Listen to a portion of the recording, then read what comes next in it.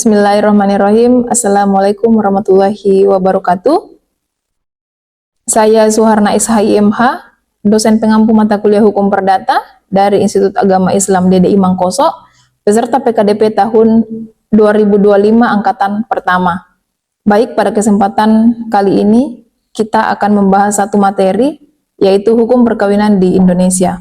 Adapun sub CPMK, yaitu mahasiswa mampu merancang dan memaparkan pendapat hukum secara profesional dalam hukum perkawinan. Sebelum kita masuk pada materi inti, ada sedikit pengantar yang ingin saya sampaikan. Ada 3 poin. Yang pertama, pengertian bagaimana kita memahami pengertian hukum perkawinan itu sendiri. Kemudian yang kedua, dasar hukum.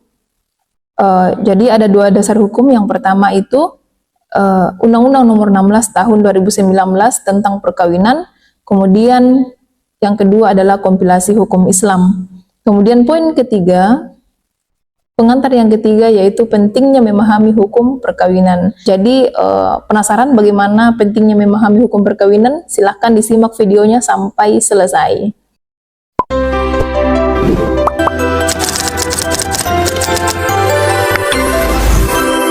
Baik, kita masuk pada materi. Yang pertama itu adalah pengertian perkawinan itu sendiri. Jadi perkawinan adalah ikatan lahir batin antara seorang laki-laki dan seorang perempuan sebagai suami istri dengan tujuan membentuk keluarga yang bahagia berdasarkan ketuhanan yang Maha Esa. Kemudian pengertian perkawinan ini dalam ajaran agama Islam mempunyai nilai ibadah, sehingga pada pasal 2 kompilasi hukum Islam ditegaskan bahwa perkawinan adalah akad yang sangat kuat untuk menaati perintah Allah Subhanahu wa taala, di mana melaksanakannya adalah suatu ibadah. Baik, kita masuk pada pengertian hukum perkawinan.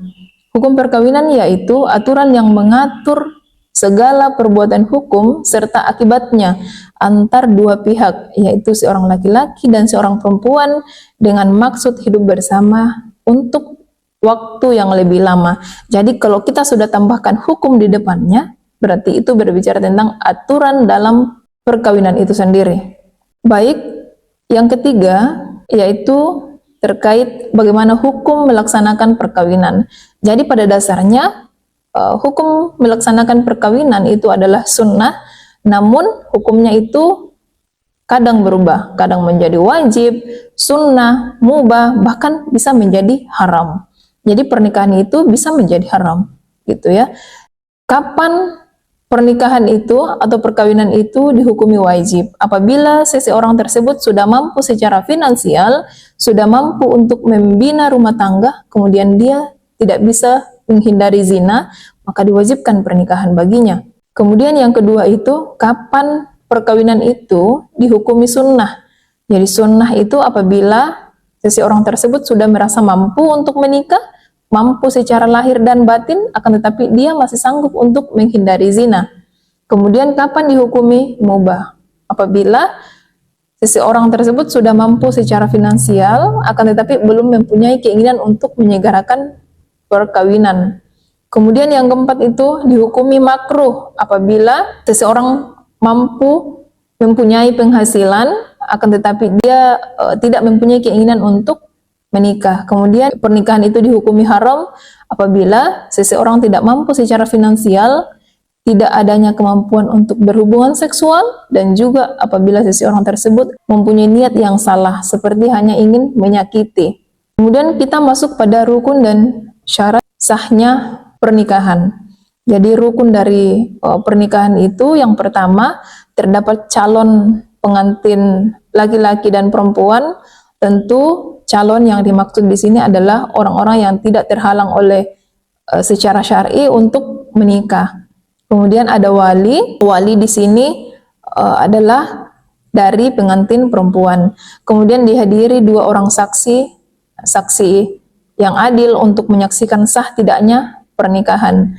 Kemudian diucapkan ijab dan qabul. Kemudian kita masuk pada syarat perkawinan. Ini syarat perkawinan menurut Undang-Undang Nomor 16 Tahun 2019. Syarat yang pertama adalah perkawinan sah bila dilakukan menurut hukum agama dan kepercayaannya masing-masing. Seperti bunyi pasal 2 ayat 1, yaitu perkawinan adalah sah apabila dilakukan menurut hukum masing-masing agama dan kepercayaannya itu. Kemudian syarat yang kedua, perkawinan harus dicatat menurut peraturan perundang-undangan sebagaimana yang berbunyi dalam pasal 2 ayat 2, yaitu tiap-tiap perkawinan dicatat menurut peraturan perundang-undangan yang berlaku. Kemudian syarat yang ketiga, yaitu tentang batas usia, itu adalah minimal 19 tahun, sebagaimana yang berbunyi dalam pasal 7 ayat 1, yaitu perkawinan hanya diizinkan apabila pria dan wanita sudah mencapai umur 19 tahun. Kemudian pasal 7 ayat 2, dalam hal terjadi penyimpangan usia, misalnya di bawah 19 tahun, harus ada dispensasi dari pengadilan dengan alasan sangat mendesak dan didukung oleh bukti yang cukup.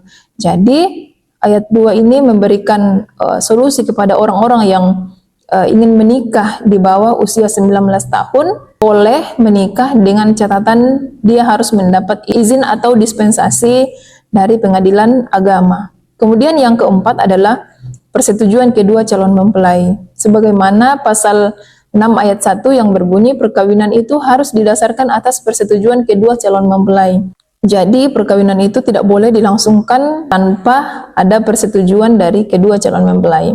Kemudian syarat yang kelima yaitu adanya izin dari kedua orang tua. Jadi izin orang tua bagi calon mempelai yang belum berusia 21 tahun, bagaimana bunyi pasal 6 ayat 2. Untuk melangsungkan perkawinan, seorang yang belum mencapai umur 21 tahun harus mendapatkan izin kedua orang tuanya. Kemudian kita masuk pada mahar. Jadi mahar atau mas kawin adalah pemberian yang wajib dari calon mempelai pria kepada calon mempelai wanita yang diberikan pada saat akad nikah atau setelahnya, yang jumlahnya, bentuk dan jenisnya itu disepakati kedua belah pihak sebagaimana yang dijelaskan dalam pasal 30 kompilasi hukum Islam. Kemudian dalam pasal 34 kompilasi hukum Islam itu dikatakan bahwa kewajiban menyerahkan mahar bukan merupakan rukun dan syarat dalam perkawinan. Memang memberikan mahar itu bukan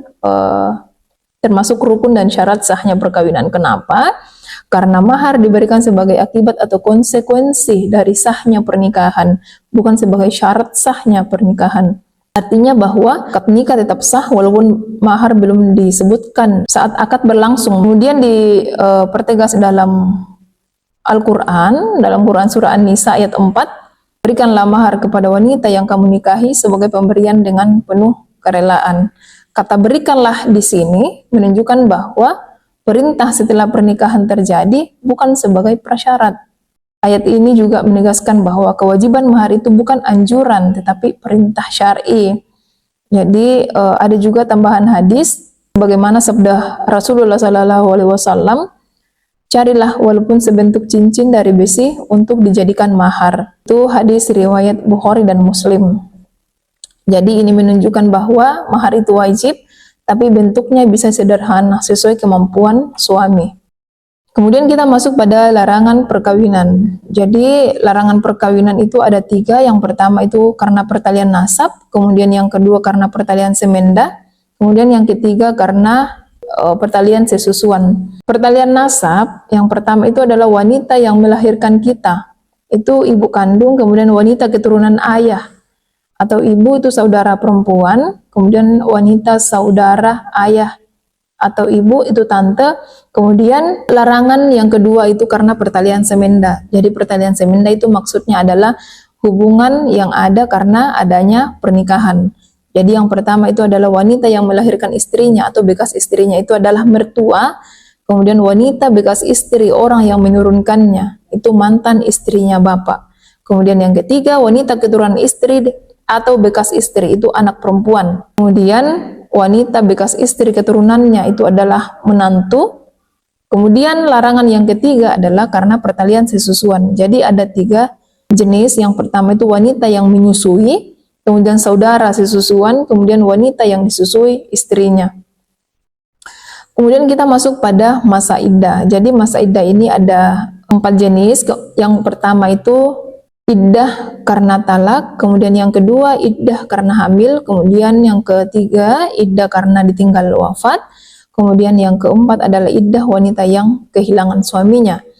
Jadi iddah yang pertama itu iddah karena ditalak. Jadi ada 3 jenis wanita yang ditalak, wanita yang telah dicampuri. Apabila wanita yang telah dicampuri dan belum putus masa haidnya, masa iddahnya itu adalah 3 kali suci. Kemudian wanita yang dicampuri dan tidak haid lagi, itu masa iddahnya adalah 3 bulan.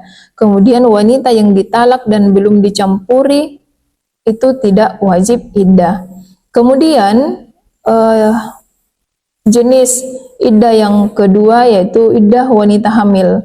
Jadi iddah wanita hamil itu sampai ia melahirkan kandungannya, sebagaimana yang dijelaskan dalam surah At-Talaq ayat 4. Kemudian iddah yang ketiga itu adalah wanita yang ditinggal wafat oleh suaminya. Jadi masa iddahnya itu adalah 4 bulan plus 10 hari, sebagaimana yang dijelaskan dalam surah Al-Baqarah ayat 234. Kemudian masa iddah yang keempat adalah iddah wanita yang kehilangan suaminya. Jadi iddah wanita yang kehilangan suaminya itu adalah 4 tahun, 4 bulan, 10 hari. Kemudian kita masuk pada jenis-jenis talak. Jadi ada 2 jenis talak. Yang pertama itu talak raj'i. Talak raj'i yaitu talak yang memperbolehkan untuk rujuk cukup dengan akad nikah kembali dengan syarat istri telah melewati masa iddahnya. Kemudian talak ba'in adalah talak yang menghilangkan kepemilikan suami terhadap istrinya dan tidak boleh rujuk kecuali sang istri telah menikah dengan laki-laki lain, dicampuri, kemudian diceraikan. Jadi adapun tugas akhir dari materi ini yaitu silahkan masing-masing mencari kasus perkawinan, baik itu terkait usia perkawinan, poligami tanpa izin, atau perceraian. Jadi setelah didapatkan kasus-kasus tersebut, salah satu dari kasus tersebut ada catatan. Yang pertama, silakan diidentifikasi pasal-pasal yang relevan dari Undang-Undang Nomor 16 Tahun 2019 tentang perkawinan. Kemudian setelah diidentifikasi, silakan dianalisis. Analisis apakah perkawinan tersebut sah menurut hukum. Kemudian yang ketiga, jelaskan potensi akibat hukumnya. Kemudian yang keempat, buat kesimpulan dan solusi berdasarkan norma hukum terhadap kasus tersebut. Selamat bekerja, semoga kasusnya bisa mendapatkan solusi terbaik. Terima kasih telah menonton video ini, semoga bermanfaat dan menginspirasi. Sampai jumpa di materi selanjutnya. Wassalamualaikum warahmatullahi wabarakatuh.